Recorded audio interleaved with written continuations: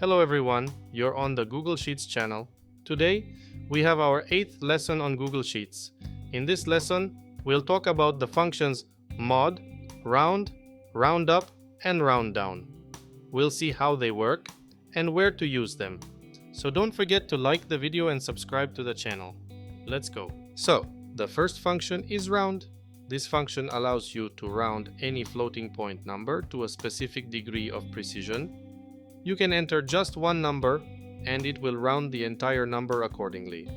Additionally, you can specify how many decimal places you want to keep. For example, if we set it to 3, we'll see 100.342.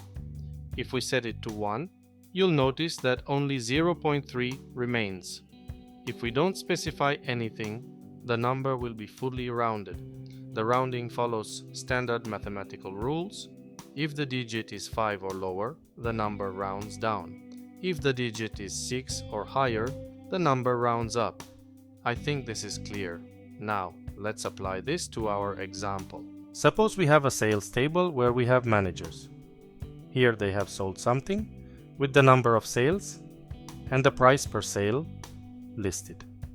Our task is to determine the total amount sold. There's nothing complicated here. We just need to multiply this part by this part and we will get the total amount. Let's do that. Next, we have the number of hours worked by our employees. Now, we want to find out how much each manager earned per hour. Again, nothing complicated. We can take the total amount and divide it by the number of working hours. As a result, we see that the hourly wage is $75.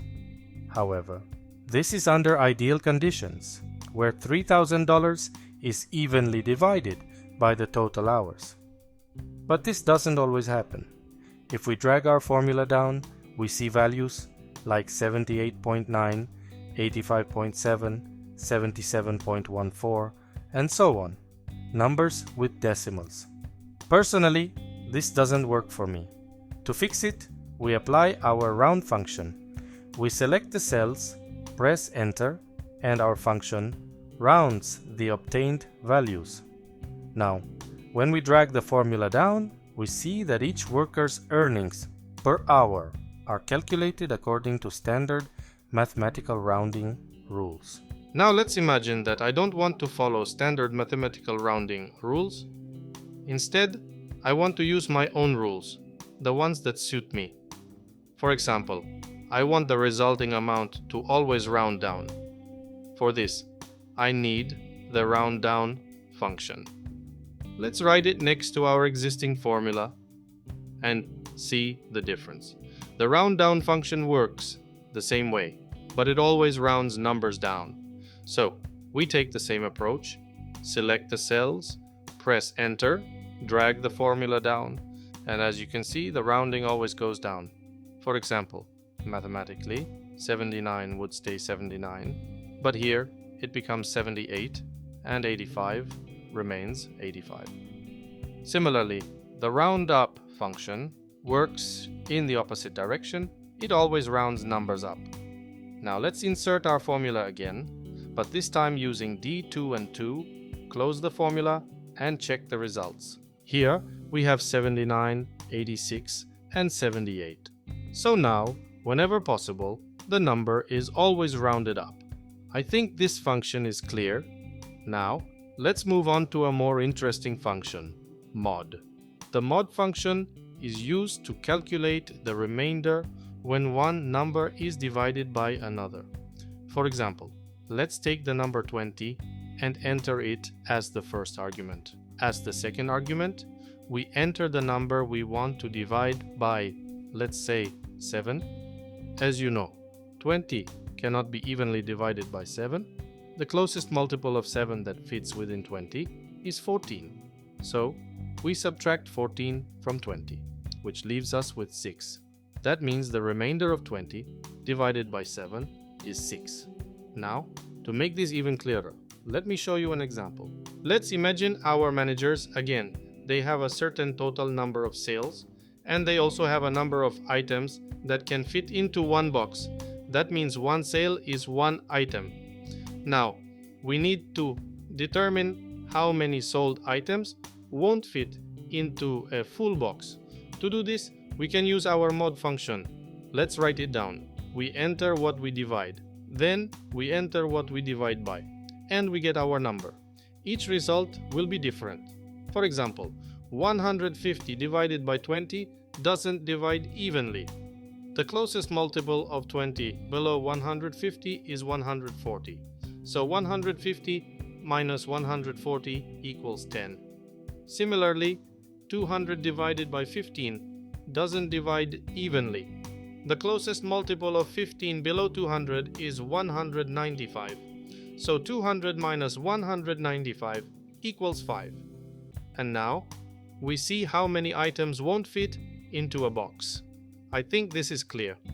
Next, another example where we can use our ROUNDDOWN function is calculating the number of boxes. For example, I need to calculate how many boxes are needed for these sold items. Simple math. We need to divide the number of sales by the number of items that fit into a box. As you can see, we get 7.5, but there's no such thing as half a box. Boxes can be partially made. So we can use our ROUNDDOWN function to round this value. Why round it down? Because we can never have more boxes than needed. We need exactly as many full boxes as possible. For example, 10 items will remain without a box, while 7 boxes will fit 20 items each. So, we round down for every value. Where else can we use the modi function? For example, when you want to determine whether a number is even or odd. Let's write a condition to identify even and odd rows. In Google Sheets, there's a function called row, which returns the row number. Now let's write a function to show whether a row is even or odd. We write row, wrap it in the mod function, and divide by 2. How does this work? If the remainder of the division is 0, the number is even. If the remainder is 1, the number is odd. You can now see which rows are even and which are odd. To make it more user-friendly, let's use if. If the formula result equals 0, we can return true or any custom text. Otherwise, return false. Now, dragging the formula down will let us easily see which numbers are even and which are odd. You can apply this method in your own tasks. If you liked the video, give it a like. Don't want to miss new videos? Subscribe to the channel. That's all for now. Thanks for watching. See you next time.